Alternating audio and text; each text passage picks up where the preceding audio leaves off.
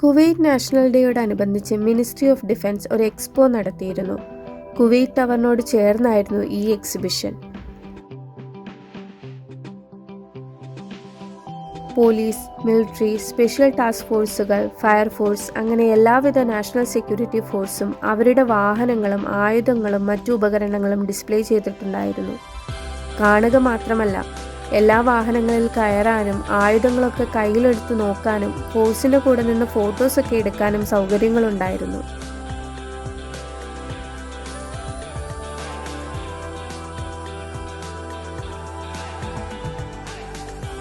പബ്ലിക്കിന് ഒട്ടും തന്നെ ആക്സസ് ഇല്ലാത്ത ഡിഫൻസിൻ്റെ പല ഫെസിലിറ്റീസിനെ പറ്റി അറിയാനുള്ള അവസരം ഈ എക്സ്പോയിലൂടെ ഞങ്ങൾക്കുണ്ടായി. ഒരു കിഡ്സ് ഫ്രണ്ട്ലി അറ്റ്മോസ്ഫിയർ ആയിരുന്നു അവിടെ ഉണ്ടായിരുന്നത്. ചില കുട്ടികൾ ഫോഴ്സിൻ്റെ യൂണിഫോമിലൊക്കെ വന്ന വാഹനങ്ങളിലിരുന്ന് ഫോട്ടോസൊക്കെ എടുക്കുന്നുണ്ടായിരുന്നു.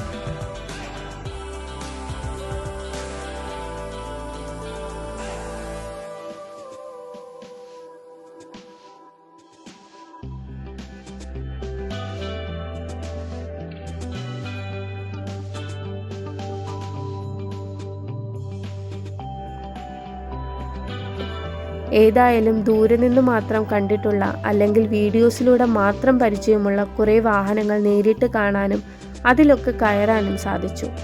കേട്ടറിവ് പോലുമില്ലാത്ത പല ആയുധങ്ങളും കാണാൻ സാധിച്ചു.